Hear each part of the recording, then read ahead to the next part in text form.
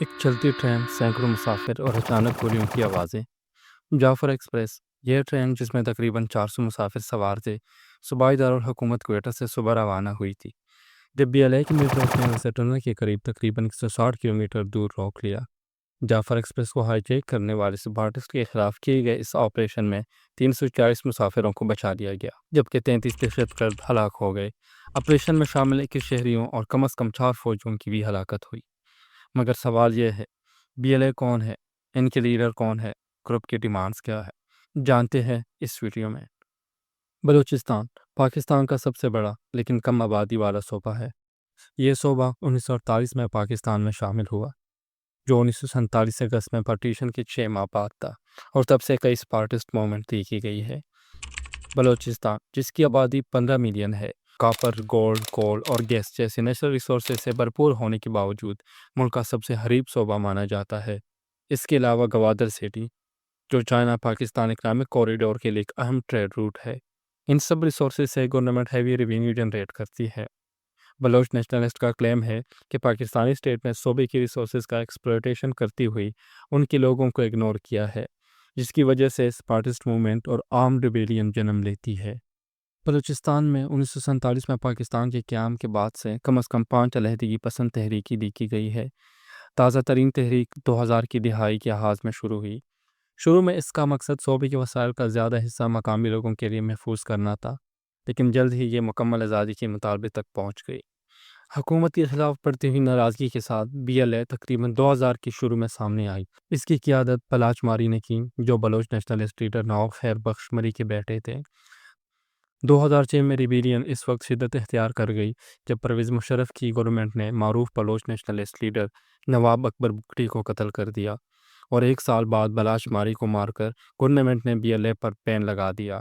سالوں سے be L اے نے خود کو پاکستان سے بلوچستان کی کمپلیٹ انڈیپینڈنس کے لیے ڈیڈیکیٹڈ ایک گروپ کے طور پر اسٹیبلش کیا ہے۔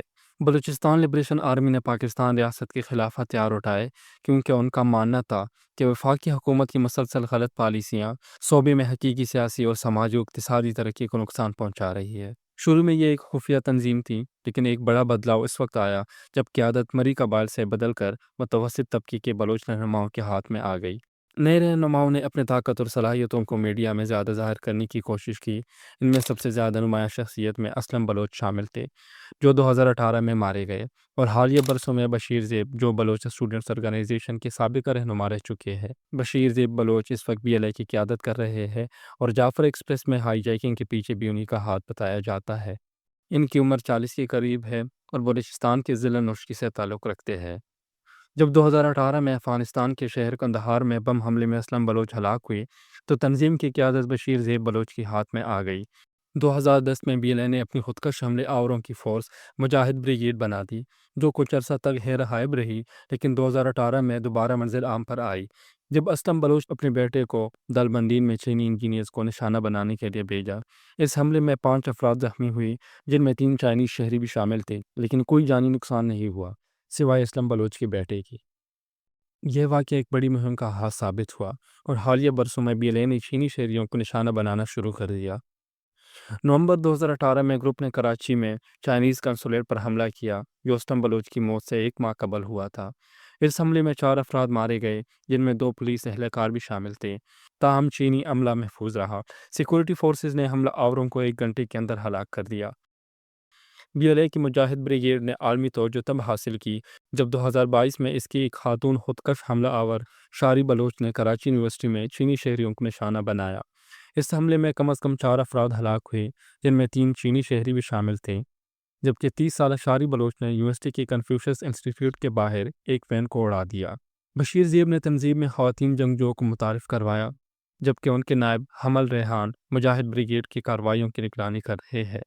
حمل ریحان کی عمر تقریباً 40 سال ہے، اور وہ کئی زبانیں جانتے ہیں، جن میں انگریزی، اردو اور فارسی شامل ہے۔ بی ایل اے اپنی کارروائیوں کے لیے فنڈ کیسے حاصل کرتی ہے؟ اگرچہ بی ایل اے کے مالی وسائل واضح نہیں ہے، لیکن ان کے پاس کئی ذرائع سے آمدنی آتی ہے، جن میں غیر قانونی سرگرمیاں جیسے بتہ خوری، اسمگلنگ اور منشیات کی فروخت شامل ہے۔ پاکستانی حکومت کا دعویٰ ہے کہ بھارت بی ایل اے کو فنڈ فراہم کرتا ہے۔ کچھ ماہرین کے مطابق بلوچستان کے بڑے کوئلے کے ذخائر سے ہونے والی آمدنی بی ایل اے کے لیے ایک اہم معاشی ذریعہ ہے۔ حالیہ بلوچ علیحدگی پسند گروہوں کی کارروائیاں انتہائی مؤثر رہی ہیں کیونکہ انہوں نے امریکی ہتھیاروں کا استعمال کیا ہے۔ افغانستان سے 2021 میں امریکی جانے کے بعد ان ہتھیاروں کو حاصل کرنا آسان ہو گیا کیونکہ پاکستان اور افغانستان کے درمیان سرحد زیادہ محفوظ نہیں ہے۔ کچھ ماہرین کا یہ بھی ماننا ہے کہ زیادہ تر BLA کی قیادت ایران اور افغانستان میں سرگرم ہے۔ ان کے مطابق یہ گروہ مختلف غیر قانونی سرگرمیوں جیسے منشیات کے اسمگلنگ اور تاوان کے لیے لوگوں کو اغوا کر کے فنڈ حاصل کرتا ہے۔ کچھ بیرون ملک مقیم بلوچ افراد بھی مالی مدد فراہم کرتے ہیں۔ ان کی تربیت ایران، افغانستان اور بلوچستان کے کچھ حصوں میں ہوتی ہے، جبکہ ہتھیار ایران اور افغانستان کے بلیک مارکیٹ سے حاصل کیے جاتے ہیں، جن میں امریکی چھوڑے گئے ہتھیار بھی شامل ہے۔ BLA نے سوشل میڈیا کا یوز کرتے ہوئے اپنا میسج پھیلانے میں کامیابی حاصل کی ہے۔ تنظیم کا میڈیا آؤٹلیٹ جنگ کی ایکٹیویٹیز پر انسٹنٹ اپڈیٹ فراہم کرتا ہے اور پوٹینشیل ریکروٹ کو اٹریکٹ کرنے کے لیے لٹریچر اور وار ویڈیوز پبلش کرتا ہے۔ بلوچستان میں گورننس کی فیلور اور پروونشل گورنمنٹ سے ڈسسیٹسفیکشن سے BLA کو فرسٹریٹڈ عوام میں اپنا انفلوئنس بڑھانے میں مدد دیتا ہے۔ بہت سے لوگ پروونشل گورنمنٹ کو اسلام آباد کے لوئلسٹ کے طور پر دیکھتے ہیں، نہ کہ بلوچستان کے عوام کے ریپرزنٹیٹیو کے طور پر۔